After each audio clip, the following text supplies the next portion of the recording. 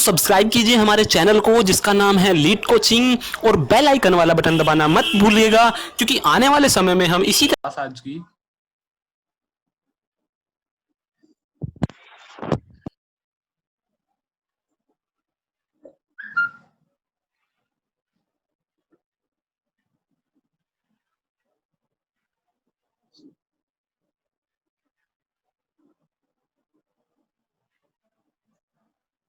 ठीक है, हम लोग स्टार्ट करेंगे आज सबसे पहले अपना एसी जनरेटर।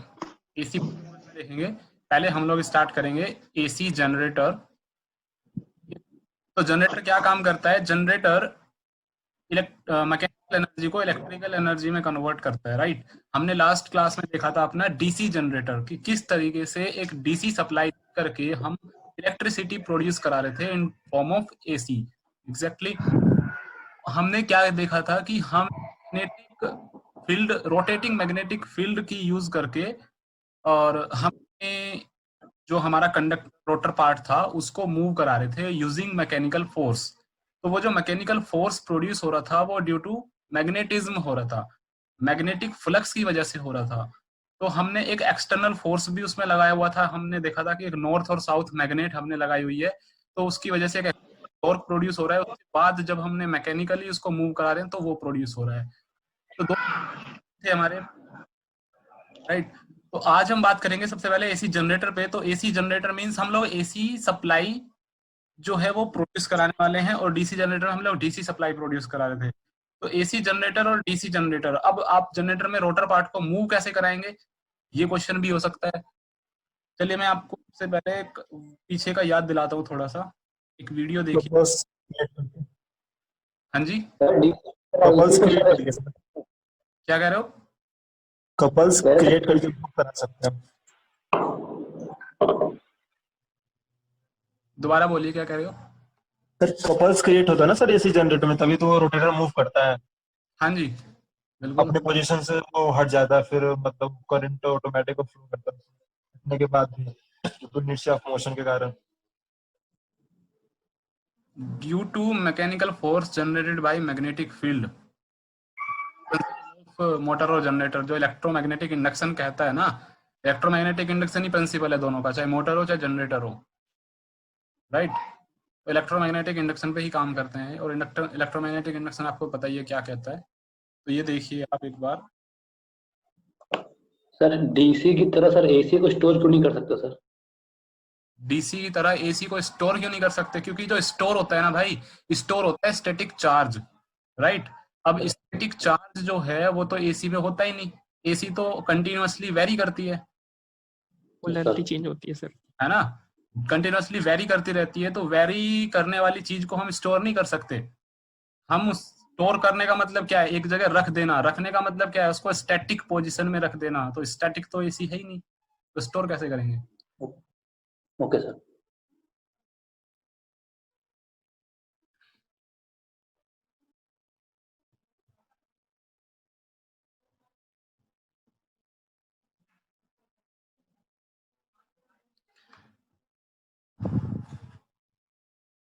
ये देखिए, एक नॉर्थ और साउथ हमने मैग्नेट ले लिया, एक परमानेंट मैग्नेट एक्सटर्नल हमने लगा दिया, और बीच में हमने एक कंडक्टर रखा हुआ है। ये कंडक्टर जो है वो इस तरीके से घूमेगा, समझ रहे हो? जिस तरीके से हमने पहली चीजें सारी लगी हुई हैं, सारी डिट्टो वही हैं। अब हमें इसको कनेक्ट करना है। किस तरीके से मैं इसको कनेक्ट करूं? मैं इसको मोटर भी बना सकता हूं इस टाइम पे, मैं इसको जनरेटर भी बना सकता हूं इस टाइम पे, ठीक है। दोनों तरीके से मैं कर सकता हूं। अगर मैं इसको खुद मूव कराऊं तो मुझे पावर मिलेगी, और अगर मैं इसको पावर दूं तो ये मूव करने लगेगा। तो मोटर और जनरेटर दोनों चीजें तरीके से ये काम कर सकता है। तो हमें इसको अभी जनरेटर बनाना है। मोटर हमने इसको बना दिया था लास्ट क्लास में। तो ये कौन है भाई? ठीक है, तो हमें इसको ऐसे कराना है। तो हम लोग क्या करेंगे? अब देखो, डीसी जनरेटर हमने बनाया था लास्ट क्लास में, हमने लगाया था इसमें कम्यूटेटर। कम्यूटेटर क्या काम कर रहा था? इसकी जो करंट चेंज हो रही थी बार बार, उसको सिर्फ एक ही डायरेक्शन में भेजने का काम कर रहा था। वो चीजें सबको क्लियर थी कि कम्यूटेटर किस तरीके से हमने लगाया था और वो किस तरीके से काम कर रहा था। तो हम लोग अब लगाएंगे यहाँ पे स्लिप रिंग, क्योंकि हमें एसी जनरेटर बनाना है। एसी जनरेटर का काम क्या होना चाहिए कि दोनों डायरेक्शन में करंट हमें प्रोवाइड करे, पॉजिटिव डायरेक्शन में भी और नेगेटिव डायरेक्शन में भी। तो दोनों डायरेक्शन हमें प्रोवाइड होनी चाहिए। तो उसके लिए हमें टर्मिनल्स को चेंज करने की जरूरत नहीं है, हमें कांस्टेंट टर्मिनल पे पावर सप्लाई चाहिए, तो आपका बाई डायरेक्शनल हो जाएगा। तो उसके लिए हम स्लिप रिंग यूज करते हैं। देखिए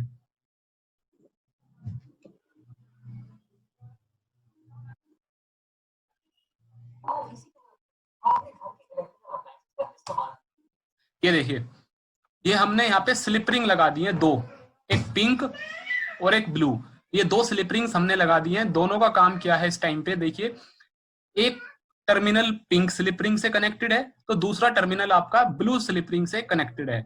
ऐसा नहीं है कि दोनों टर्मिनल्स दोनों स्लिप रिंग से कनेक्टेड हैं, एक बार में एक ही टर्मिनल कनेक्टेड है एक स्लिप रिंग से, और वो कॉन्स्टेंटली कनेक्टेड है, वो चेंज नहीं हो रहा है। आप इसको कितना भी घुमा लीजिए, एक टर्मिनल आपकी उसी स्लिप रिंग पे रहेगा। जैसे पिंक वाला है, पिंक वाले स्लिप रिंग पे आपका राइट टर्मिनल कनेक्टेड है, कंडक्टर का जो घूम रहा है ना, उसका राइट वाला कनेक्टेड है पिंक से, तो वो भाई पिंक पे ही रहेगा। चाहे इसको मैं दूसरा उल्टी साइड घुमा दूं, घुमाने के बावजूद भी वो पिंक पे ही रहने वाला है। दिख रहा है आपको, अभी भी पिंक पे ही है वो। दूसरा आपका ब्लू साइड में देखिए, तो ब्लू साइड में आपका अब राइट साइड में वाला कनेक्टेड हो गया, तो यानी कि घूम गया है 180 डिग्री से। तो जो ब्लू पे कनेक्टेड है वो हमेशा ब्लू पे कनेक्टेड रहेगा, चाहे वो कितना ही रोटेट करा लूं मैं इसको। तो कॉन्स्टेंटली कनेक्शन हम लोगों ने कर दी है स्लिप रिंग के द्वारा। कम्यूटेटर में ऐसा नहीं होता था। कम्यूटेटर में घूमने के साथ साथ आपके टर्मिनल्स चेंज हो जाते थे, राइट। तो यहाँ पे टर्मिनल चेंज नहीं हो रहे हैं, तो करंट तो हमेशा चेंज हो रही है। अब सोचो करंट चेंज हो रही है लेकिन टर्मिनल्स चेंज नहीं हो रहे हैं, तो क्या होगा, एक बार पॉजिटिव डायरेक्शन में करंट मिलेगी तो दूसरी बार नेगेटिव डायरेक्शन में करंट मिलेगी। This is the concept of AC generator. Clear हुआ भाई? किसी को डाउट है इसमें? नहीं सर।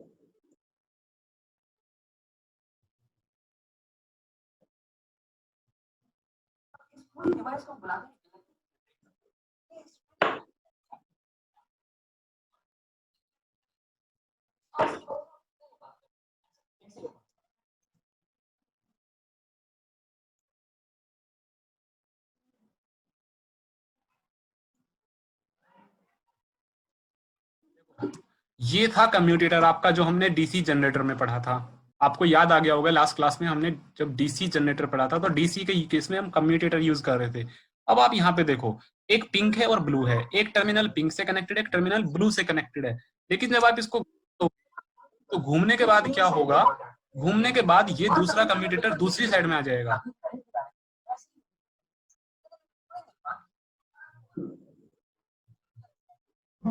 ये देखिए, अब पिंक वाला टर्मिनल जो है ना, वो दूसरे से कनेक्ट हो गया है। इसका मतलब यहाँ पे रोटेशन के साथ साथ टर्मिनल चेंज हो रहा है और करंट भी चेंज हो रही है। तो इसका मतलब क्या है भाई, करंट भी चेंज हो रही है, टर्मिनल भी चेंज हो रहा है। इसका मतलब ये है कि भाई यूनिडायरेक्शनल है, इसका मतलब सप्लाई डीसी मिलेगी बल्ब को। तो दिस इज जनरेटर। तो दोनों का कंसेप्ट सेम है, एसी जनरेटर का भी और डीसी जनरेटर का भी। समझ में आ गया होगा आपको? अगर किसी को डाउट है तो पूछ लो भाई।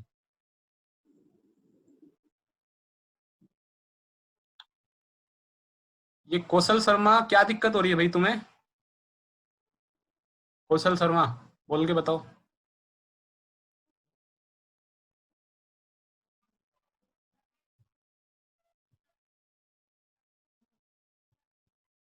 चलिए, तो AC generator also known as alternators, इसका कमर्शियल नेम अल्टरनेटर बोलते हैं, अल्टरनेट करता है। Yes, is a machine that converts mechanical energy into electrical energy. हाँ जी प्रिया, कुछ कहना चाह रहे हो आप?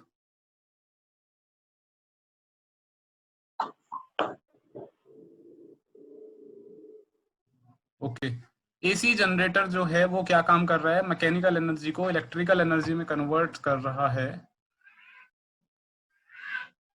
ओके, चलो पार्ट्स देखते हैं। पार्ट्स हम लोगों ने डिस्कस किए थे, लास्ट जो भी हैं सेम पार्ट्स रहने वाले हैं। सिर्फ चेंज क्या हुआ है, कौन बताएगा मुझे? कोई एक चेंज बताओ जो एसी से और डीसी में, डीसी से एसी में चेंज है इसमें। बाकी सारी चीजें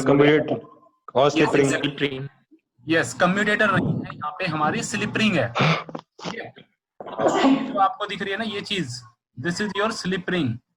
ये RI लिखा हुआ है, NG और लिख लेना यहाँ पे। This is your slip ring.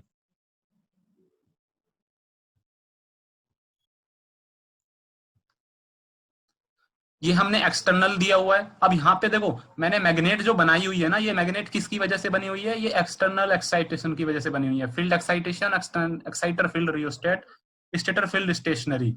तो ये इस फील्ड की वजह से जो मैग्नेट बन रही है, ये इस फील्ड की वजह से बन रही है। यहाँ पे परमानेंट मैग्नेट नहीं है, यहाँ पे इलेक्ट्रोमैग्नेट इन्होंने यूज किया हुआ है एक्सटर्नल के लिए।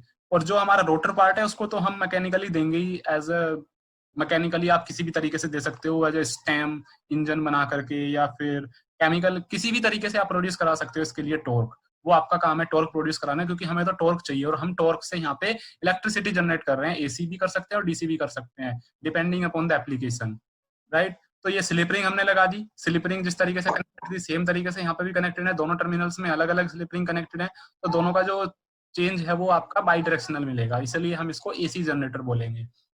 Various components of an AC generators are field, armature, prime mover, rotor, stator और slip ring। ये तीन चीज, ये आपकी 6 चीजें होती हैं।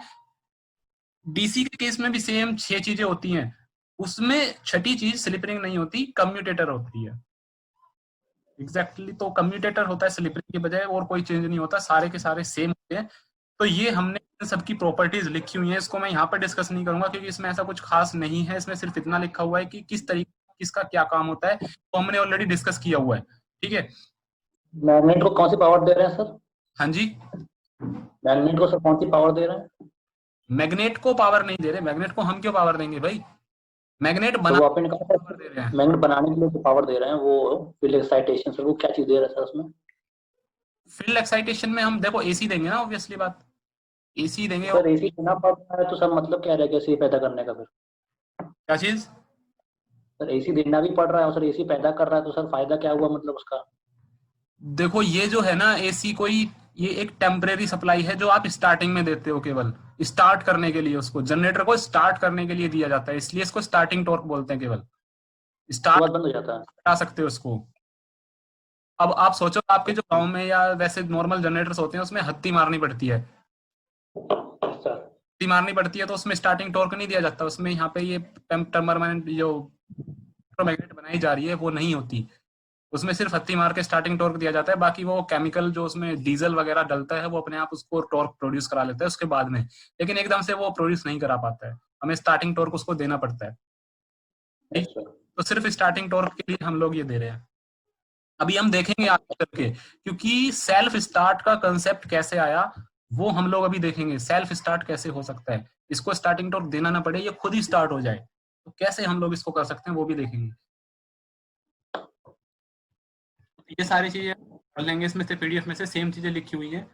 चलिए हम आते हैं, अब हमारा एसी जनरेटर हो गया, हम आते हैं अब एसी मोटर पे। एसी मोटर का कंसेप्ट भी डिट्टो सेम है, सिर्फ अब हम लोग क्या करेंगे यहाँ पे, डीसी मोटर में हम लोग क्या कर रहे थे, अपनी खुद सप्लाई दे रहे थे और कम्यूटेटर के थ्रू उसको बाई डायरेक्शनल बना रहे थे और एसी प्रोड्यूस करा के कंडक्टर को मूव करा रहे थे।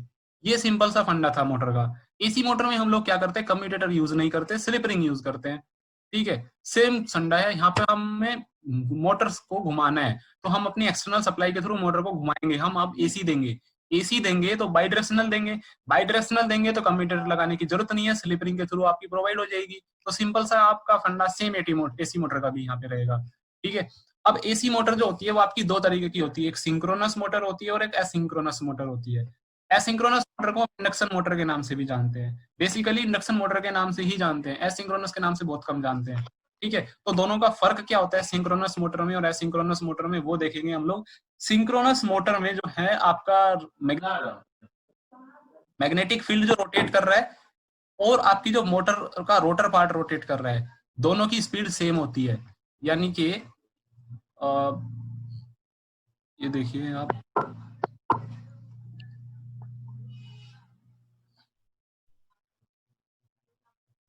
NS equals 120F by P। NS equals to NR। Rotor की स्पीड और स्टेटर की स्पीड, दोनों की स्पीड सेम होती है सिंक्रोनस के केस में। अगर ये कंडीशन हो रही है सेटिस्फाई तो वो आपकी सिंक्रोनस मोटर होती है, लेकिन एसिंक्रोनस के मोटर के केस में कभी भी ये कंडीशन सेटिस्फाई नहीं होगी, स्टेटर क्या है, रोटर क्या है, ये आपको पता है। स्टेटर पार्ट होता है, एक रोटर पार्ट होता है। दोनों की स्पीड, स्टेटर में आपका स्पीड किसकी मेजर कर रहे हो? स्टेटर में आपका मैग्नेटिक फील्ड रोटेट करता है और रोटर में आपका कंडक्टर रोटेट करता है। तो अगर दोनों की स्पीड सेम हो जाए तो सिंक्रोनस मोटर कहलाएगी, और अगर दोनों की स्पीड सेम की कंडीशन सेटिस्फाई ना हो तो वो आपकी एसिंक्रोनस मोटर कहलाएगी। अभी मैं आपको एग्जैक्टली दिखाऊंगा किस घूमता है और किस तरीके से रोटर घूमता है। ये आपको मैं बता के नहीं समझा सकता, दिखा के ही समझाऊंगा। तो मैं वीडियो आपके लिए अरेंज करी है, उस वीडियो को देख करके आप लोग समझोगे।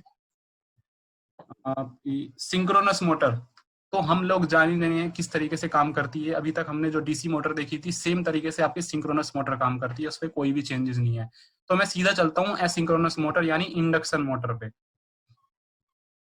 तो इंडक्शन मोटर देखिए, इंडक्शन मोटर की डेफिनेशन अगर मैं पढ़ूं तो induction motor are the most commonly used motors in many application. आज के टाइम में इंडक्शन मोटर सबसे ज्यादा यूज होती हैं। उसका रीजन हम लोग पढ़ेंगे क्यों ऐसा होता है कि इंडक्शन मोटर को ज्यादा आपकी प्रायोरिटी दी जाती है रेदर देन आपकी सिंक्रोनस मोटर्स। क्योंकि इंडक्शन मोटर को हम सबसे पहले चीज तो ये है कि हम इसकी स्पीड को कंट्रोल कर सकते हैं, जबकि सिंक्रोनस मोटर में हम स्पीड कंट्रोल नहीं कर सकते। इंडक्शन मोटर में हम स्पीड कंट्रोल कर सकते हैं, ठीक है। दूसरी चीज ये कि जो आपकी सिंक्रोनस मोटर्स होती हैं उसमें कुछ कंस्ट्रक्शंस ऐसी होती हैं जो कॉम्प्लिकेटेड होती है, लेकिन इंडक्शन मोटर के केस में हम लोग इस तरीके से डिजाइन करते हैं कंस्ट्रक्शन का कि वो एप्लीकेशन बेस्ड हमारे लिए you can say reliability is more than synchronous motor. Induction motor की रिलायबिलिटी ज्यादा होती है। तो दोनों चीजें हम लोग देखेंगे किस किस तरीके से होती है दोनों चीजें। स्पीड कैसे कंट्रोल करेंगे, रिलायबल कैसे है हमारे लिए एप्लीकेशन के लिए। तो दो तरीके की इंडक्शन मोटर हमारे पास में है, सिंगल फेज इंडक्शन मोटर और 3 फेज इंडक्शन मोटर। ये तो हमने इसका क्लासिफिकेशन किया है इसकी सप्लाई के बेस पे। अगर आप इसको एसी सप्लाई दे रहे हो सिंगल फेज की तो वो सिंगल फेज इंडक्शन मोटर हो जाएगी। अगर 3 फेज सप्लाई दे रहे हो तो 3 फेज इंडक्शन मोटर हो जाएगी। इसके अलावा पार्ट होता है जो घूमता है बेसिकली, वो दो तरीके से बनाया जाता है। एक होता है आपका स्क्वायरल केज, ये लिखा हुआ है।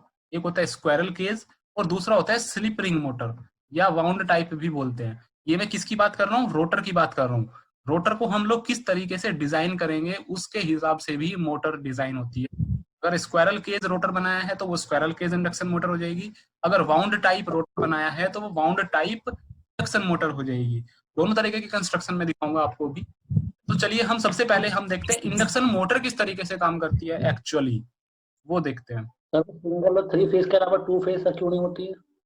हाँ जी, sir 2 phase sir induction motor नहीं होती क्यों? एक्चुअली में 2 फेज कुछ होता नहीं है। देखो 180 डिग्री, अगर 360 डिग्री टोटल फेज होता है, राइट। Yes sir. 360 को अगर मैं दो पार्ट्स में डिवाइड करूंगा तो कितना हो जाएगा? 180। 180। तो दूसरा पार्ट भी उसका 180 ही कहलाता है। Yes sir. अब इसलिए हम उसको 2 फेज भी बोल सकते हैं, लेकिन 2 फेज ऐसा नाम का कुछ है नहीं, इसलिए हम उसको सिंगल फेज ही बोलते हैं। ये सिंगल फेज की सप्लाई मेरे पास में है। अब वो सिंगल फेज आप पॉजिटिव साइड से ले लो, नेगेटिव साइड से ले लो, डजंट मैटर, क्योंकि एसी में पोलैरिटी नहीं होती, ठीक है। अब बात करूं अगर मैं 3 फेज की, 3 फेज में हम लोग क्या करते हैं भाई, फेज को 360 डिग्री 3 पार्ट्स में डिवाइड कर लेते हैं, 120 120 120। अब आप बोलोगे 120 है, नहीं, तीनों 120 नहीं है। पहला आपका फेज 120 डिग्री पे है, दूसरा 200 है, तीसरा 360 डिग्री पे है, ठीक है। सर तीनों का फेज जो है सर जो आपको और तीनों की जो आप देखोगे मैग्नेटिज्म प्रॉपर्टी तीनों की डिफरेंट होगी। अभी मैं दिखाऊंगा आपको सर जो हाँ जी, सर जो सिंगल फेज इंडक्शन मोटर रहता है सर, उसे भी तो कैपेसिटर लगा के 2 फेज में कन्वर्ट करते हैं सर। यस बिल्कुल, कैपेसिटर लगा के उसको सेल्फ स्टार्ट बनाया जाता है। अभी दिखाऊंगा आपको कैपेसिटर लगा के भी किस उसे तरीके से सर चलेगा। हम उसे सर 2 फेज इंडक्शन मोटर नहीं बोल सकते सर?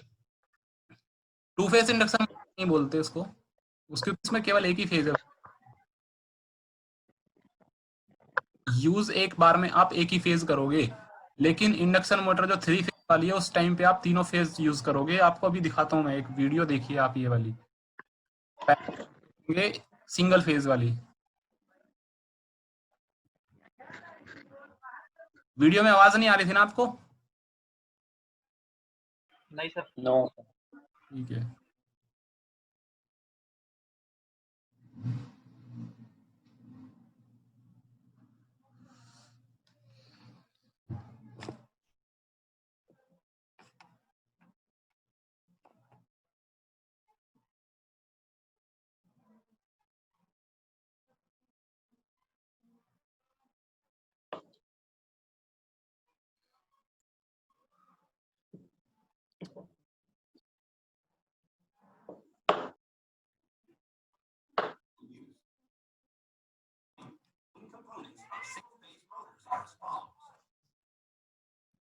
देखिए ये आपकी एक इंडक्शन मोटर है, सिंगल फेज इंडक्शन मोटर है। इसमें सबसे पहले तो आउटर बॉडी हो गई, बीच में ये आपका रोटर पार्ट जो दिख रहा है, ये वाइंडिंग दिख रही है को, ये वाली कॉपर वाइंडिंग दिख रही होगी। इस कॉपर वाइंडिंग के अंदर जो भी पार्ट है वो पूरा रोटर पार्ट है, वो पूरा घूमता है। सिर्फ ये साफ्ट साफ्ट नहीं घूमती, साफ्ट के साथ में ये जो पार्ट दिखा और दिख रहा है आपको स्टील का होता है पूरा, ये भी घूमता है। और इस कॉपर वाइंडिंग से ऊपर जो आपको दिख रहा होगा एक और स्टील कोर दिख रही होगी, ये स्टेटर पार्ट कहलाती है। कॉपर वाइंडिंग को लगा करके इस स्टील पार्ट के साथ, तो इस पूरे को हम स्टेटर बोलते हैं। और कॉपर वाइंडिंग से नीचे का जितना भी पार्ट होता है इसको हम स्टेटर पार्ट बोलते हैं। देखिए अब स्टेटर पार्ट अलग हो गया है, रोटर पार्ट अलग हो गया है, और इसमें वाइंडिंग भी नहीं है। दोनों चीजें मैंने अभी निकाल दी हैं अलग।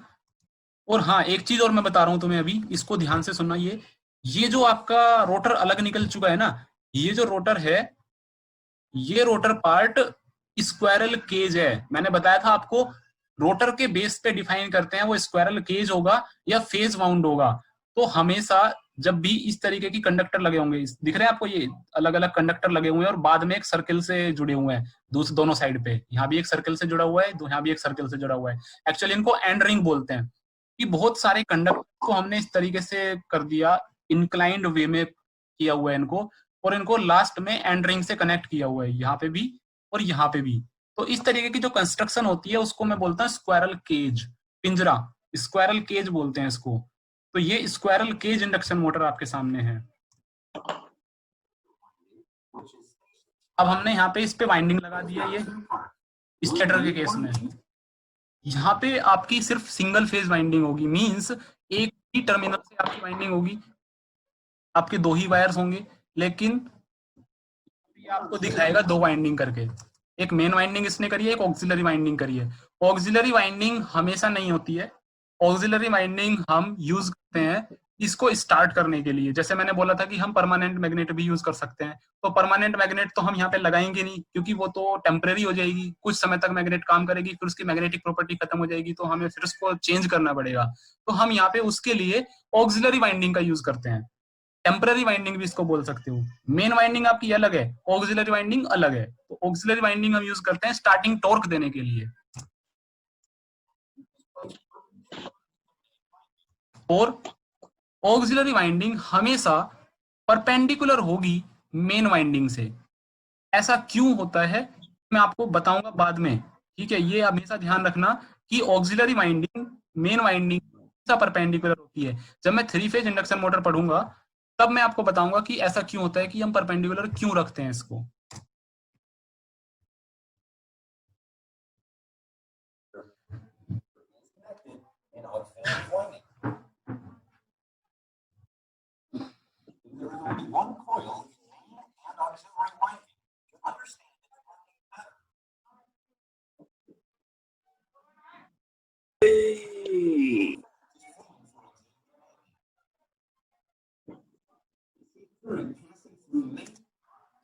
ये देखिए, अब अगर मैंने इस वाइंडिंग में, इवन स्टेटर पार्ट था, स्टेटर पार्ट पे मैं क्या करूंगा, अब मैं सप्लाई दूंगा। एसी मोटर है तो मैं एसी सप्लाई दूंगा।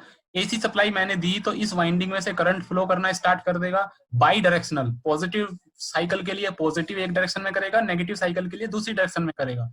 तो हमेशा इलेक्ट्रोमैग्नेटिक इंडक्शन के थ्रू जब भी किसी कंडक्टर के थ्रू करंट फ्लो करेगा तो उसके चारों तरफ एक मैग्नेटिक फील्ड जनरेट हो जाएगा, जैसा कि आपके सामने दिख रहा है। मैग्नेटिक फील्ड दिख रहा है आपको करंट के अकॉर्डिंग। और मैं इसको किससे निकाल सकता हूँ, मैं इसको निकाल सकता हूँ अपने राइट हैंड थंब रूल से। राइट हैंड थंब रूल क्या कहता है, अगर मैं थंब की डायरेक्शन करूं करंट की डायरेक्शन में तो मुझे मैग्नेटिक फील्ड की डायरेक्शन मिल जाएगी। उसी तरीके से मैं नीचे वाले भी निकाल सकता हूं। तो दोनों को मैग्नेटिक फील्ड इसने डिसाइड कर दिया।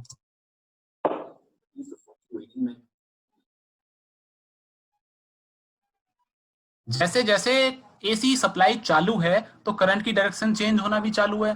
तो करंट की डायरेक्शन चेंज होना चालू है तो मैग्नेटिक फील्ड की डायरेक्शन भी चेंज होना चालू है। तो किस तरीके से डायरेक्शन चेंज हो रही है वो आपको दिख रहा है यहाँ पे।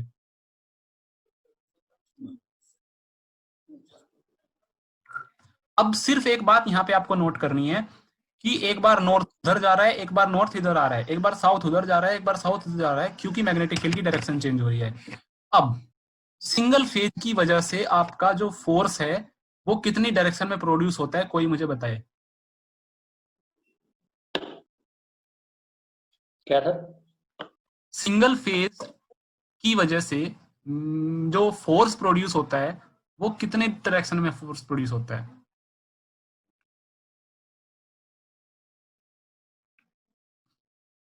देखो, हमने अपने मोटर जब पढ़ा था, डीसी मोटर, तो उसमें भी सेम चीज देखी थी कि जो फोर्स प्रोड्यूस हो रहा है उसकी मैं डायरेक्शन निकाल सकता हूं अपने लेफ्ट हैंड थंब रूल से। मैग्नेटिक फील्ड की डायरेक्शन, करंट की करके जो मेरा थंब रिप्रेजेंट करेगा वो रिप्रेजेंट करेगा आपके फोर्स की डायरेक्शन। तो लेट सपोज आपकी फोर्स की डायरेक्शन है इसमें ये वाली, this is the direction of force. Let suppose, मैं एग्जैक्टली नहीं निकाली है, ठीक है। तो अगर यहाँ पे फोर्स की डायरेक्शन ये है तो यहाँ पे फोर्स की डायरेक्शन इसके अपोजिट होगी। क्यों? क्योंकि करंट की डायरेक्शन यहाँ पे अपोजिट है और मैग्नेटिक फील्ड की डायरेक्शन भी अपोजिट है। तो ये दो फोर्स प्रोड्यूस होते थे भाई हमेशा मोटर में, जो एक टॉर्क प्रोड्यूस करने का काम करते थे। एम आई राइट? अपोजिट फोर्स पैदा हो रहा है। हाँ जी, अपोजिट फोर्स पैदा हो रहा है। हाँ, अपोजिट फोर्स पैदा हो रहा था ना, हमने मोटर में देखा था, जो हमने डीसी मोटर पढ़ा था तब भी अपोजिट फोर्स हमने देखा था। कोई नई बात तो नहीं है ये। तो अपोजिट फोर्स प्रोड्यूस हो रहा है दोनों डायरेक्शन में, ये वाला इसको नीचे की तरफ फोर्स कर रहा है, ये वाला उसको ऊपर की तरफ फोर्स कर रहा है। तो इसकी वजह से हो क्या रहा है, ये घूम रहा है, ठीक है। अब सपोज करिए मैंने इसको बंद कर दिया। बंद करने के बाद मैंने इसको सप्लाई दे दी। सप्लाई देने से हुआ क्या कि ये वाला फोर्स इसको ऊपर की तरफ, ये वाला फोर्स इसको नीचे की तरफ फोर्स करेगा, और दोनों इक्वल फोर्सेज होंगे, तो दोनों आपस में कैंसिल आउट कर देंगे, इस पे कोई भी फोर्स नहीं लगेगा, तो ये स्टार्ट ही नहीं होगा। लेकिन अगर मैं इसको थोड़ा हाथ मार दूं, घुमा दूं, ठीक है, इसको रोटेट कर दूं, फिर उसके बाद देखूं तो ये अपने आप घूमने लग जाएगा। ऐसा इसलिए होता है क्योंकि मैंने इसको स्टार्टिंग टॉर्क दे दिया।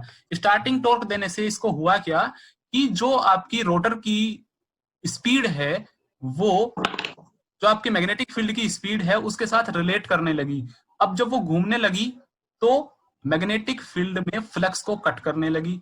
अब मैग्नेटिक फ्लक्स को कोई कंडक्टर कट करेगा तो उसमें ईएमएफ इंड्यूस होगा, ईएमएफ इंड्यूस होगा तो उसमें करंट भी इंड्यूस होगा। तो ऑब्वियस सी बात है कि उसका फेज चेंज हो जाएगा, फेज से फोर्स का मैग्नीट्यूड डिफरेंट हो जाएगा दोनों फोर्सेस का, और आप ये घूमने लगेगा हम अपने हमेशा के लिए कंटिन्यूअस मोड में जब तक इसको सप्लाई मिलती रहेगी। समझ आई? इसलिए मुझे इसको स्टार्ट करना पड़ता है स्टार्टिंग में। अगर मैं आपकी जो होम फैन होते हैं, पंखे होते हैं, उसमें कंडेंसर ना लगाऊं और आप इसको स्टार्ट करो तो वो चलेगा नहीं एक बार में, बस घूम घूम की आवाज करने लगेगा। लेकिन जब इसको हाथ से घुमा दोगे थोड़ा सा तो वो अपने आप घूमने लग जाएगा बिना कंडेंसर के भी। तो आपने इसको स्टार्टिंग टॉर्क दिया, तो स्टार्टिंग टॉर्क का काम हम कैपेसिटर से भी करा लेते हैं। और कैपेसिटर कैसे करता है उस स्टार्टिंग टॉर्क का काम मैं आपको बताऊंगा 3 फेज इंडक्शन मोटर में, ठीक है।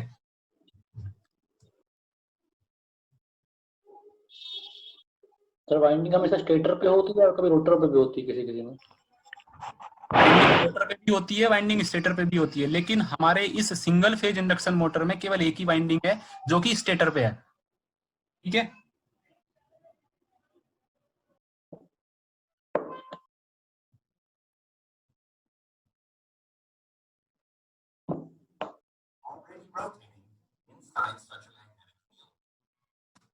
नाउ सी, अब देखिए ये जो रोटर है वो रोटेट कर रहा है मैग्नेटिक फील्ड में। अब मैग्नेटिक फील्ड में रोटर रोटेट कर रहा है तो क्या हो रहा है भाई, मैग्नेटिक फ्लक्स को कट कर रहा है। मैग्नेटिक फ्लक्स को कट करेगा तो ऑब्वियस सी बात है ईएमएफ इंड्यूस होगा, करंट फ्लो करेगा इस स्क्वायरल केज रोटर में।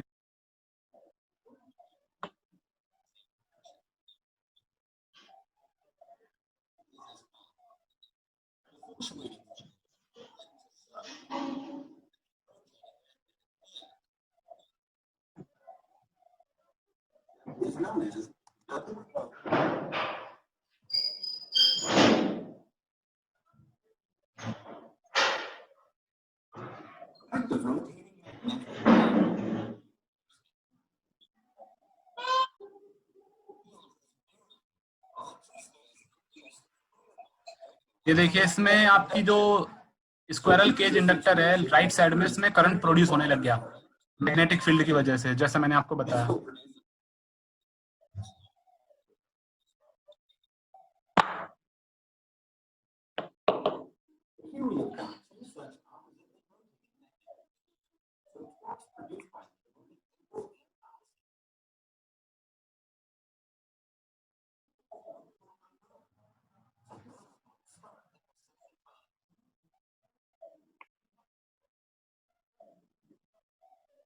यहाँ पे देखिए दोनों फोर्सेज इक्वल है, रोटेट नहीं कर पा रहा था ये। उसके लिए आप जरा सा स्टार्टिंग टॉर्क दोगे तो अपने आप रोटेट करने लग जाएगा।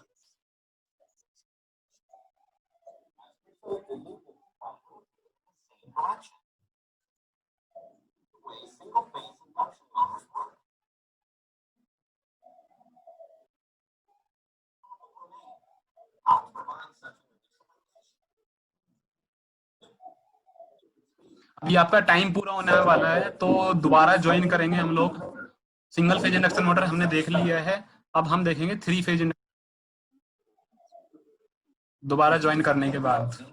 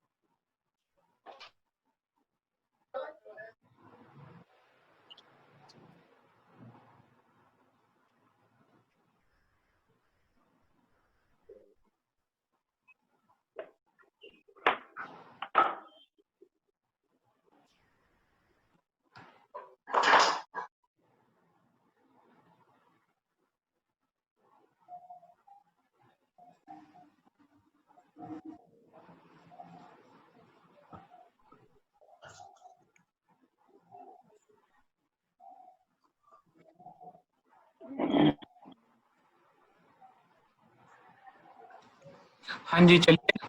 तो हम लोग बात कर रहे थे कि आज के टाइम में जो ट्रांसफार्मर यूज किया जाता है वो सेल टाइप ट्रांसफार्मर यूज किया जाता है, कोर टाइप नहीं यूज किया जाता। तो मैंने ऊपर अभी आपको कोर टाइप की फंक्शनिंग बताई थी। अब कोर टाइप से अलग हमने सेल टाइप में ऐसा क्या कर दिया, तो देखिए क्या किया है हमने। किया है कि जो दोनों की दोनों वाइंडिंग है ना, उसको एक ही पिलर से कनेक्ट कर दिया, या आप बोलो कि एक ही सिंगल, जो आपकी जैसे यहाँ पे आपकी दोनों की दोनों कोर अलग अलग यहाँ इससे कनेक्टेड थी, ठीक है। तो यहाँ पे क्या हुआ है कि सिर्फ एक से ही दोनों को कनेक्ट कर दिया है। उससे होगा क्या, कोई बताएगा इससे क्या होगा? सर लॉस कम हो जाएंगे, फ्लक्स इंक्रीज हो जाएगा। सर मैक्सिमम फ्लक्स ट्रांसफर होगा सर। एग्जैक्ट Losses भी कम मैक्सिमम होगा। फ्लक्स लिंक होगा सेकेंडरी से जाकर के।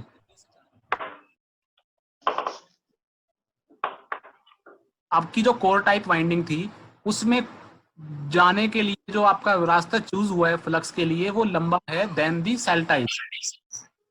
अब इससे होगा क्या, आपका हो सकता है कोर टाइप ट्रांसफार्मर में कुछ आयरन हो जाए फ्लक्स का, ड्यू टू हिस्टेरेसिस लॉस, जैसा कि हम लोगों को पता है, ठीक है। तो हिस्टेरेसिस लॉस की वजह से हो सकता है जितना ज्यादा हम लोग आयरन पाथ यूज करेंगे उतना ज्यादा लॉस बढ़ेगा। तो उसको रिड्यूस करने के लिए हमने सेल टाइप ट्रांसफार्मर यूज किया। अब बात करते हैं, हमारा नेक्स्ट टॉपिक है ये जो आपको लेफ्ट साइड में दिख रही है इक्वेशंस, इनको हम बोलते हैं ईएमएफ इक्वेशंस। कि प्राइमरी की ईएमएफ कितना है तो सेकेंडरी में ईएमएफ जनरेट होगा, और सेकेंडरी में ईएमएफ कितना है तो प्राइमरी में कितना होना चाहिए था, ठीक है। तो वो हम यूजिंग दीज इक्वेशंस, दो इक्वेशन हमारे पास में है, ई ए और ई बी, डिपेंड कर रहा है। माइक बंद। E A is equal to 4.44 into F into NA into phi maximum, right? अब देखिए 4.44 constant, frequency is also constant, number of turns NA, ठीक है, भी हम वेरी कर सकते हैं नंबर ऑफ टर्न्स को, और phi maximum फ्लक्स। तो फ्लक्स को हम लोग यहाँ पे वेरी नहीं कर सकते, हम लोग सिर्फ किसको वेरी कर सकते हैं, नंबर ऑफ टर्न्स को। तो यहाँ पे हमारे लिए NA इज वेरिएबल, और इन्होंने फिर फाई को यहाँ पे एक्सपेंड कर दिया है। फाई की वैल्यू क्या होती है, phi is equal to B A होता है, ठीक है। फाई मैक्सिमम था इसलिए हमने बी एम लिखा था। मैंने आपको एक फॉर्मूला बताया भी था थ्योरी के टाइम पे जब मैं पढ़ा रहा था एसी सर्किट, कि phi is equals to B A sine theta या cos theta? Cos theta cos theta. Two B A cos theta होता है, ठीक है। मैक्सिमम फ्लक्स तब लिंक होगा जब वो इक्वल हो, पैरेलल हो, ठीक है। तो 0 डिग्री होगा एंगल तो ज्यादा मैक्सिमम होगा। अब यहाँ पे इन्होंने सेम चीज लिखी है मैक्सिमम के लिए, क्योंकि 5 मैक्सिमम मैंने लिया था तो BM इसलिए मैंने लिया यहाँ पे, राइट। तो ये EMF इक्वेशन हो गई आपकी प्राइमरी के लिए। सिमिलरली सेकेंडरी के लिए भी इन्होंने सेम इक्वेशन लिखी है। यहाँ पे नंबर ऑफ टर्न सेकेंडरी के आएंगे, लेकिन 5 मैक्सिमम पे कोई इफेक्ट नहीं पड़ेगा। तो यहाँ पे इन्होंने मैक्सिमम फ्लक्स को लेके चला है, तो कांस्टेंट फ्लक्स यहाँ पे ये लोग यूज कर रहे हैं कि जितना फ्लक्स हम दे सकते हैं उतना ही हम लोग दे पाएंगे। नंबर ऑफ टर्न्स केवल वेरिएबल हो सकते हैं यहाँ पर, ठीक है। फ्रीक्वेंसी भी कांस्टेंट 50 हर्ट्ज रहने वाली है हमारे लिए। तो these two equations are there, EA and EB, दोनों EMF इक्वेशंस है प्राइमरी के लिए और सेकेंडरी के लिए। अब इन्होंने क्या बोला है कि आइडियल ट्रांसफॉर्मर के लिए हम क्या करते हैं, आइडियल ट्रांसफॉर्मर के लिए क्या होना चाहिए, लॉसेस 0 होने चाहिए, पाई मैक्सिमम होना चाहिए। उसके केस में क्या होता है कि EMF और वोल्टेज इक्वल होते हैं, कोई लॉस ही नहीं होगा तो EMF वोल्टेज इक्वल हो जाएगा भाई। तो आइडियल ट्रांसफॉर्मर की कंडीशन होती है VA equal to EA and VB equal to EB, ठीक है। चलिए नेक्स्ट टॉपिक है हमारा ट्रांसफॉर्मेशन रेशियो। वोल्टेज को हम ट्रांसफॉर्म कर रहे हैं प्राइमरी से सेकेंडरी पे, तो उस ट्रांसफॉर्मेशन का रेशियो क्या है, कितना हमने दिया कितना हमें मिला, बढ़ा के घटा, तो that ratio will tell you. हम उसको रिप्रेजेंट करते हैं K से, ठीक है। और K की वैल्यू हम in terms of current, in terms of voltage and in terms of EMF and in terms of number of turns, सभी के केसेस में निकाल सकते हैं। यहाँ पे आपको 3 चीजें दिखाई हुई हैं, EMF, वोल्टेज और नंबर ऑफ टर्न्स। यहाँ पे करंट आपको नहीं दिखाया गया है, मैं करंट आपको बताऊंगा। तो यहाँ पे जो K है, K को इन्होंने किस से रिप्रेजेंट किया है, K is equals to NB by NA, VB by VA, EB by EA। Output upon input basically इन्होंने दिखाना चाहा है यहाँ पे। लेकिन जैसा कि मैंने आपको बताया कि हम लोग वोल्टेज को बढ़ा रहे हैं या घटा रहे हैं, तो बेसिकली वोल्टेज पे इफेक्ट नहीं हो रहा, करंट पे भी इफेक्ट हो रहा है। अगर आपने वोल्टेज को बढ़ाया है तो करंट में क्या इफेक्ट होगा, कम हो जाएगी। अगर आपने वोल्टेज को कम किया है तो करंट आपकी बढ़ जाएगी, करंट बढ़ जाएगी सर। यहाँ पे जो आपका ट्रांसफॉर्मेशन रेशियो का रिलेशन है वो करंट के केस में यही होना चाहिए या उल्टा होना चाहिए, उल्टा होता है सर, उल्टा होना चाहिए, एग्जैक्टली। तो जो आपका K है वो इक्वल होगा, अगर ये दिया हुआ है आपको EB बाई EA या VB बाई VA, तो वो क्या होना चाहिए, वो आपका होना चाहिए VA बाई VB। समझा, sorry IA by IB, yes, IA by IB, समझ आ गया। सिर्फ करंट ट्रांसफॉर्मेशन रेशियो उल्टा होगा, बाकी सभी के लिए सीधा होगा। लेकिन आप इसको इस तरीके से भी लिख सकते हो भाई कि K is equals to VA by VB is equals to NA by NB is equals to EA by EB is equals to IB by IA।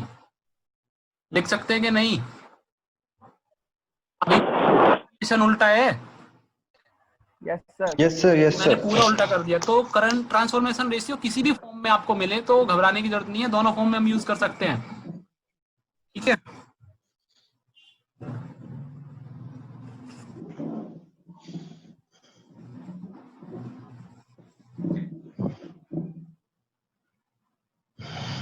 उन्होंने दिखाया हुआ है आपको यूज ऑफ ट्रांसफॉर्मर कि अगर NB is greater than NA तो कौन सा ट्रांसफॉर्मर, सर ग्रेटर है तो स्टेप डाउन, अगर Step down। सेकेंडरी में ज्यादा है प्राइमरी से तो स्टेप अप हो जाएगा। और अब यहाँ पे NB में ज्यादा, डायरेक्टली हाँ सीधा सीधा इन्होंने K का रिलेशन भी बताया हुआ है। अगर ये वाला जो है बड़ा है तो K आपको बड़ा है लेना 1 से, है ना। अगर कम ले रहे हो तो K छोटा लेना है 1 से, ठीक है।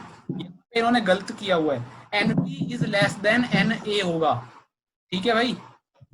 ये K क्या है इसमें, Yes, K sir। क्या है, NB is less voltage than transformation ratio. NA। K is this one, voltage transformation ratio। Okay sir. तो स्टेप अप कैसे बनेगा, स्टेप डाउन कैसे बनेगा, अगेन आइसोलेशन कैसे बनेगा, तीनों चीजें यहाँ पे हो जाएंगी। तो ये आपकी एप्लीकेशन ऑफ ए ट्रांसफार्मर आ गई। To step up voltage and current, to step down voltage and current, to prevent DC transformers can, अच्छा, to prevent DC transformer can pass only alternating currents, so they totally prevent DC from passing to the next circuit। तो ये तीन applications होती हैं transformer की। चलिए अब हमारा आता है, ये तो सिंगल फेज ट्रांसफार्मर हमने पढ़ा, बेसिक फंडा कैसे ट्रांसफार्मर काम कर रहा होता है, लेकिन हम लोग यूजुअली 3 फेज ट्रांसफार्मर यूज करते हैं। अब 3 फेज ट्रांसफार्मर में हम 3 फेज की सप्लाई देंगे, 6 कनेक्शन होंगे, 3 न्यूट्रल होंगे आपके और 3 पावर के कनेक्शन होंगे।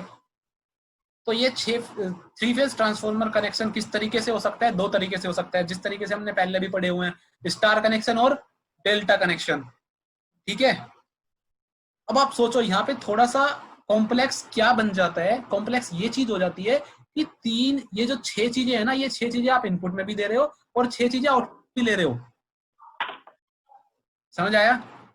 सिंगल फेज में आपकी 2 इनपुट थे, 2 आउटपुट। नहीं सर, सिंगल 2 इनपुट थे, 2 आउटपुट थे।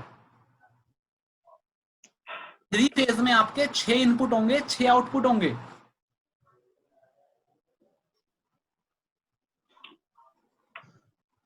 समझ आ रहा है? कैसे? भाई प्राइमरी में आपकी तीनों फेज है ना, प्राइमरी में तीनों फेज जुड़े हुए हैं।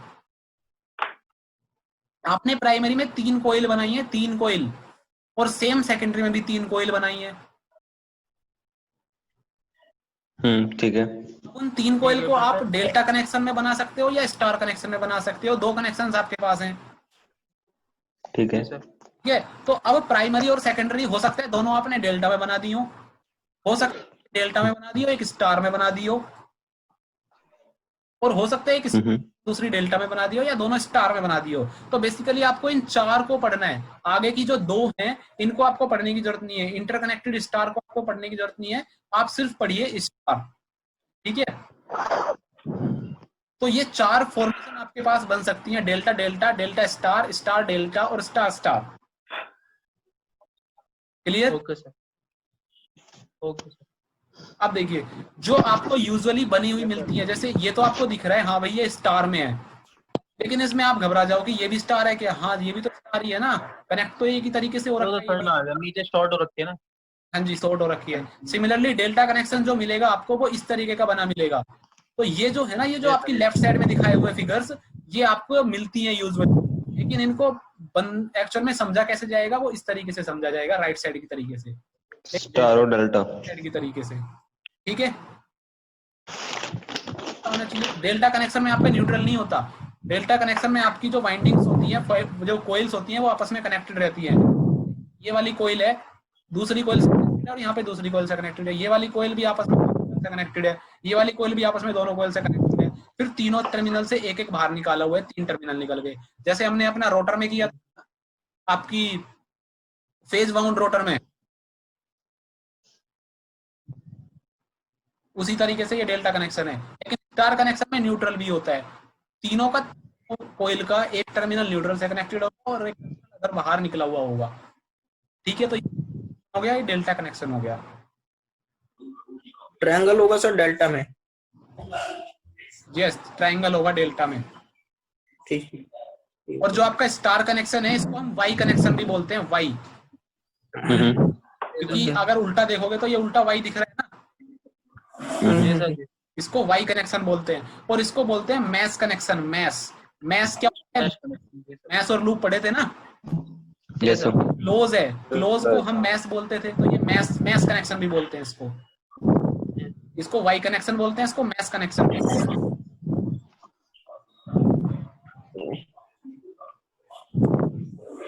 अब देखिए, यहाँ पे एक होती है फेज वोल्टेज और एक होती है लाइन वोल्टेज। हाँ जी, फेज वोल्टेज। माइक बंद करिए अपना, माइक बंद कर दो यार। यहाँ पे 2 चीजें एग्जिस्ट करती हैं, 2 चीजें एग्जिस्ट करती हैं, वोल्टेज और करंट। और वो जो वोल्टेज और करंट है वो 2 तरीके से एग्जिस्ट करती हैं। एक होती है फेज वोल्टेज और एक होती है लाइन वोल्टेज। सिमिलरली एक होता है फेज करंट और एक होता है लाइन करंट। ठीक है। अब फेज करंट क्या होता है और लाइन करंट क्या होता है, दोनों में डिफरेंस है। आप कॉन्फ़िगरेशन के अंदर है वो देगा आपको लाइन, और आपने कितना इनपुट दिया है वो देगा आपको फेज, राइट। तो से रिपीट करना, अटक गई आवाज बीच में आपकी। जो आपका कॉन्फ़िगरेशन के अंदर वैल्यू है वो लाइन वैल्यू है, ठीक है।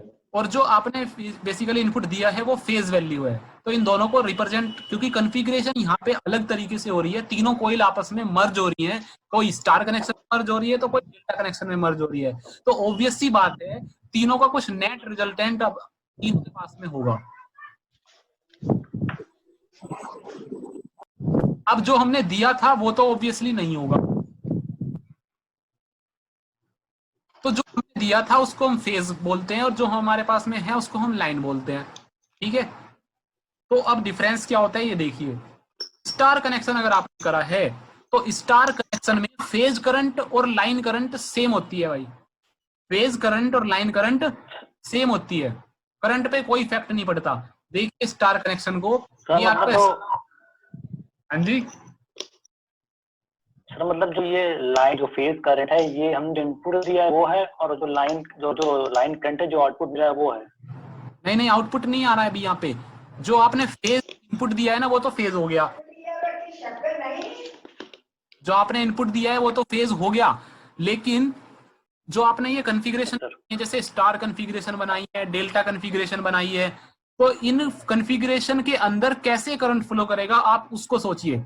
आपने ए टर्मिनल से इनपुट दिया, आपने बी टर्मिनल से इनपुट दिया, आपने सी टर्मिनल से इनपुट दिया, तो जो आपने इनपुट दिया वो तो आपका फेज करंट हो गया, लेकिन करंट अंदर किस तरीके से ट्रेवल कर रहा है। तो आप अगर स्टार कनेक्शन में देखोगे तो पैरेलल वे में कनेक्शन है, पैरेलली आप ट्रेवल कर रहा है, तीनों में अलग अलग करंट ट्रेवल कर रहा है और सीधा न्यूट्रल पे जा रहा है। हो रहा है भाई ऐसा? जी सर। तो इसलिए इसमें फेज करंट और लाइन करंट सेम रहता है भाई।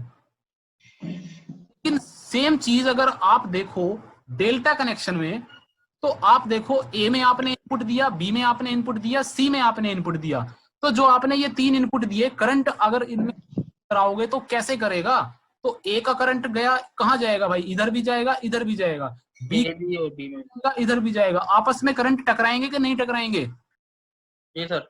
अब नेट रिजल्टेंट आपको मिलेगा, तो यहाँ पे आपका फेज करंट और लाइन करंट सेम ही रहने वाला।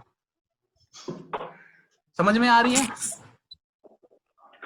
सर ज्यादा कौन सा होता है सर, फेज करंट या फिर लाइन करंट?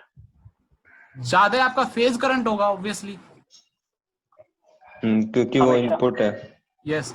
तो अब देखिए ये स्टार कनेक्शन में तो करंट इक्वल होता है, फेज करंट भी और लाइन करंट भी, लेकिन डेल्टा कनेक्शन में क्या हो गया भाई, फेज करंट हमारा क्या हो गया, लाइन करंट का बाई √3 और लाइन करंट हो गया √3 IP। √3 का आपका फैक्टर निकल के आया। अब सिमिलरली वोल्टेज के केस में देखो, अब वोल्टेज में उल्टा हो जाएगा, आर के लिए देखोगे तो इक्वल नहीं होगा, लेकिन अगर डेल्टा के लिए देखोगे तो इक्वल होगा। तो सिमिलरली ये चीज देखो, यहाँ पे स्टार के लिए आपका वोल्टेज का रिलेशन मिल रहा है, लेकिन डेल्टा में इक्वल है और सेम √3 का फैक्टर मिलेगा। ठीक है, तो ये आप फॉर्मूले याद रखेंगे, डायरेक्ट न्यूमेरिकल देगा आपको। ठीक है, अब आते हैं हम अपने कनेक्शन पे। ये बहुत इंपॉर्टेंट है, ये टेबल जो मैं आपको दिखा रहा हूँ सामने, ये टेबल बहुत इंपॉर्टेंट है। ऐसा क्यों? क्योंकि हमें ट्रांसफॉर्मर पे काम करना है, हमने प्राइमरी में कितना दिया तो हमें सेकेंडरी में कितना मिलेगा ये हमें पता करना है। तो अगर देखो भाई आपने डेल्टा डेल्टा कनेक्शन बनाया है, अगर आपने डेल्टा डेल्टा कनेक्शन बनाया है तो जो आपका प्राइमरी में लाइन वोल्टेज था ना, n टाइम्स हो जाएगा। समझ में आ रहा है? हाँ सर, हाँ सर। n क्या है यहाँ पे, that is the point. √3 number ना, नो √3 नहीं है। What is n? Number of यहाँ पे n नंबर ऑफ टर्न्स भी नहीं हो सकता। नंबर ऑफ टर्न्स भी नहीं, क्यों नहीं हो सकता? क्योंकि भाई यहाँ पे लिखा ही नहीं कैपिटल एन से दिखा सेकेंडरी का है। अच्छा तो यहाँ पे जो n है ना भाई, एक्चुअल में ट्रांसफॉर्म कौन कर रहा है? एक्चुअल में ट्रांसफॉर्म कर रहा है ट्रांसफॉर्मेशन रेशियो। तो कहीं कहीं पे k को k से रिप्रेजेंट करते हैं, तो कहीं कहीं पे n से रिप्रेजेंट करते हैं ट्रांसफॉर्मेशन रेशियो को। तो यहाँ पे जो n है ना वो ट्रांसफॉर्मेशन रेशियो है भाई, ठीक है। तो अगर आपने डेल्टा डेल्टा कनेक्शन करा है, तो अगर आपने VL वोल्टेज दिया था इनपुट पे, तो आउटपुट पे क्या मिलेगा? NVL मिलेगा। तो आपका ट्रांसफॉर्मर स्टेप अप ट्रांसफॉर्मर की तरह काम कर रहा है कि नहीं कर रहा है? So depends upon K. Yes, sir. तो आपका करंट कम होना चाहिए कि ज्यादा होना चाहिए? कम। तो करंट आपका क्या हो गया? IL upon N, N times reduce हो गया। यहाँ पे N टाइम्स वोल्टेज बढ़ने की वजह से N टाइम्स करंट कम हो गया। समझ में आ रही है चीजें? Yes sir. चलो अब अगले कॉन्फ़िगरेशन पे बढ़ते हैं, delta star configuration. Delta star configuration में क्या होगा? डेल्टा स्टार कॉन्फ़िगरेशन में लाइन वोल्टेज अगर आपने VL दिया है, तो आपका √3 इंटू N इंटू VL बन जाएगा। तो ये स्टेप अप करके दे रहा है कि नहीं दे रहा है? Yes sir. डेल्टा डेल्टा ज्यादा बढ़िया स्टेप अप कर रहा था या डेल्टा स्टार ज्यादा बढ़िया स्टेप अप कर रहा है वोल्टेज को? Delta star. डेल्टा स्टार ज्यादा बढ़िया कर रहा है, एग्जैक्टली। सिमिलरली स्टार डेल्टा पे देखो तो स्टार डेल्टा क्या कर रहा है? स्टार डेल्टा कम कर रहा है सर। कम कर रहा है। स्टार स्टार क्या कर रहा है? डेल्टा डेल्टा की तरह काम कर रहा है, सेम है, हाँ। है ना? तो इसी तरीके से हम डिफरेंट डिफरेंट कॉन्फ़िगरेशंस को यूज करके अपना एप्लीकेशन बनाते हैं, ठीक है सर। ठीक है। तो ये था आपका basically 3 phase transformer. 3 phase transformer का किसी को डायग्राम्स माइंड में बन पा रहा है ना, किस तरीके से बनेगा ट्रांसफार्मर? बना के दिखाता हूँ आपको। कभी देखा नहीं। अरे भाई देखा तो नहीं, माइंड में डेल्टा डेल्टा सर, जो डेल्टा स्टार है इसका मतलब है कि सर एक साइड पे डेल्टा में दे रहा है इनपुट और दूसरी साइड स्टार से आउटपुट मिल रहा है। देखो मैं अभी डेल्टा डेल्टा बनाऊंगा।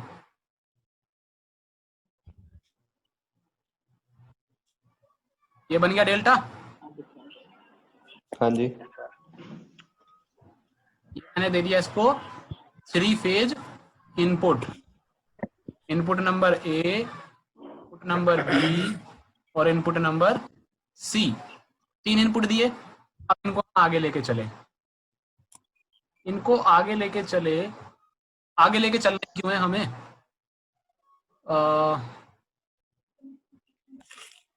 बुरा आएगा सर। अब देखो ये तो आपका कनेक्टेड हो गया ना आपकी कोर से, तो आपकी कोर भी है ना,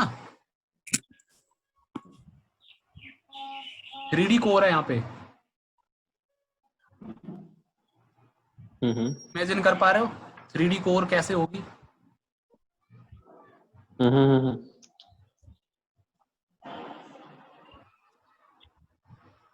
सिमिलरली यहाँ पे भी आपका मैंने बना दिया आपका डेल्टा कनेक्शन, ठीक है। और यहां से फिर वापस ले लिया आपका आउटपुट, तो ये आपका आउटपुट आ गया। पता चला कैसा ट्रांसफार्मर बनेगा? सर वो उसके कंडीशन पूछ रहे हो क्या, कोर टाइप या फिर शेल टाइप में? नहीं नहीं, मैं आपको इमेजिन करवा रहा हूँ कि डायग्राम कैसा ट्रांसफार्मर कनेक्शन होंगे। कैसा ट्रांसफार्मर मतलब? भाई अभी आपको मैंने बोला कि ट्रांसफार्मर को इमेजिन करो कि किस तरीके से कनेक्शन हो रहे होंगे, डेल्टा डेल्टा स्टार स्टार। ठीक तो है। ये डेल्टा डेल्टा कनेक्शन मैंने करके दिखाया, तो इमेजिन कर पा रहे होगे अभी स्टार डेल्टा कैसे होंगे, डेल्टा स्टार कैसे होंगे, स्टार कैसे कनेक्शन होंगे, है ना? Yes sir. तो सेम कनेक्शन है जैसे डेल्टा सिंगल। में एक डेल्टा इनपुट है, डेल्टा आउटपुट है ना। हाँ जी, डेल्टा एक इनपुट में है, एक आउटपुट में है। सेम डेल्टा स्टार में क्या होगा? प्राइमरी आपका डेल्टा होगा, सेकेंडरी आपका स्टार होगा। तो सर वो वायर से कनेक्टेड है, मतलब इलेक्ट्रिकली कनेक्टेड है सर। ट्रांसफार्मर में तो होता नहीं सर ऐसा। कहाँ इलेक्ट्रिकली कनेक्टेड है भाई? कोर से कनेक्टेड है। कोर बनाई है मैंने, ये 3D कोर बीच में। ये कोर है। हाँ जी, ये 3D कोर बनाई है मैंने। Okay sir. ठीक है, कोर के थ्रू कनेक्टेड है, जिससे आपका मैग्नेटिक फ्लक्स ट्रेवल करेगा, वो सेकेंडरी में जाएगा। समझ में आया? सर जो लाइन वोल्टेज होता है रिजल्टेंट होता है इनका फेज का, तीनों फेज का। एग्जैक्टली। सर तीनों फेज तो अलग अलग फेज पे होते हैं ना, तो फिर इनका रिजल्टेंट कैसे बन जाता है? हाँ जी, जो तीनों फेज हैं, तीनों अलग अलग फेज पे होंगे ना सर, तो फिर इसका रिजल्टेंट कैसे हो जाता है सर? तीनों फेज होंगे, लेकिन तीनों फेज में फेज डिफरेंस होगा, केवल वोल्टेज डिफरेंस नहीं होगा। अच्छा, मतलब ये सर बीएच करो बता दी सर। देखो, अगर मैंने सपोज करो 230 वोल्ट इनपुट दिया है ना, तो तीनों वायर में 230 वोल्ट होगा भाई। समझ रहे हो? तीनों वायर में 230 वोल्ट होगा, बट तीनों का फेज अलग होगा। तो 230 वोल्ट हो गया आपका फेज वोल्टेज, और जो लाइन वोल्टेज मिलेगा वो तीनों वायर का अलग अलग मिलेगा। 230 से रिड्यूस कर लो, लेकिन है तो सेम वोल्टेज, तो सेम लाइन वोल्टेज हो जाएगा तीनों का। सर बीएच करो बता दीजिए सर। हाँ, बीएच कर बताऊंगा लास्ट में। अब चलो एक न्यूमेरिकल देखते हैं ट्रांसफार्मर का। ये न्यूमेरिकल है आपके पास में, न्यूमेरिकल पढ़ते हैं सबसे पहले, ध्यान से पढ़ेंगे। The primary winding of delta star connected 50 volt ampere transformer is supplied with a 100 volt 50 hertz 3-phase supply. If the transformer has 500 turns on the primary and 100 turns on the secondary winding, calculate the secondary side voltages and currents. Step down है sir, ये तो बात। हाँ जी, step down है ये। हाँ जी, step down है, क्योंकि 500 टर्न प्राइमरी में है, 100 टर्न सेकेंडरी में है, और इनपुट वोल्टेज कितना दिया है इनको? 100 वोल्ट दिया है। ठीक है, अब यहाँ पे ये जो 50 वोल्ट एम्पियर दिया हुआ है, इसको देख के घबरा मत जाना। 50 वोल्ट एम्पियर बोला उसने, तो ये क्या है? ये पावर है। पावर है। यस, 50 वॉट ट्रांसफॉर्मर है आपका। ट्रांसफार्मर की रेटिंग। यस, 100 वोल्ट आपको दिया है इनपुट में। ठीक है, 50 हर्ट्ज फ्रीक्वेंसी है, फ्रीक्वेंसी से हमें कोई लेना देना है नहीं अभी। If the transformer has 500 turns on the primary, तो NA हमें पता लग गया, 100 turns on the secondary winding, calculate secondary side voltages and currents. तो हमें वोल्टेजेस और करंट्स पता करने हैं सेकेंडरी साइड में। तो अब देखिए ये सॉल्यूशन, ट्रांसफॉर्मर रेटिंग इसने दे दी। ठीक है ठीक है ठीक है, ओके। तो ट्रांसफॉर्मेशन रेशियो निकाला सबसे पहले इसने, n, स्मॉल n, है ना? ठीक है, ट्रांसफॉर्मेशन रेशियो निकल गया। अब इसने फेज वोल्टेज भी निकाला है और लाइन वोल्टेज भी निकाला है, फेज करंट भी निकाला है और लाइन करंट भी निकाला है, क्योंकि उसने आपको स्पेसिफाई नहीं किया था कि फेज वोल्टेज निकालो या लाइन वोल्टेज निकालो। ठीक है, तो फॉर्मूले हम आपको पता ही है। डेल्टा, आपका कनेक्शन कौन सा है? Delta star. डेल्टा स्टार के कनेक्शन आपके फॉर्मूले आपके ये लिखे हुए हैं, वोल्टेज कितना होता है और करंट कितना होता है। तो फॉर्मूला ही तो पुट करना है, कोई इसमें दिक्कत सर नहीं है ना। तो इसमें सिंपल न्यूमेरिकल्स हैं, लेकिन अगर हमें यही चीजें ना पता हो तो आपका यही न्यूमेरिकल बड़ा टिपिकल है। तो न्यूमेरिकल आपका इसी तरीके का बनेगा, इससे ज्यादा टिपिकल न्यूमेरिकल नहीं बनेगा। और अगर आपका सिंगल फेज ट्रांसफार्मर पे न्यूमेरिकल आएगा तो ईएमएफ इक्वेशन पे आएगा, ईएमएफ इक्वेशन पे। सर हाँ जी, सर ये इससे नहीं होगा क्या कि NB/NA = VB/VA, वहां से निकाल सकते? वो ट्रांसफॉर्मेशन रेशियो है केवल सिंगल फेज ट्रांसफॉर्मर। जो आपका सिंगल फेज ट्रांसफॉर्मेशन है ना, वो फॉर्मूला उसी के लिए एप्लीकेबल है केवल। ठीक है सर। हाँ, लेकिन जो आप कह रहे हो कि N = NS/NP, number of turns वाला, वो हर जगह एप्लीकेबल है, वो यूनिवर्सल है।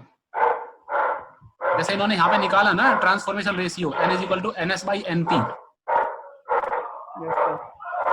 तो वो एप्लीकेबल है। भाई माइक बंद करिए अपना। चलिए, तो हमारा ट्रांसफॉर्मेशन चैप्टर कंप्लीटेड। अब हम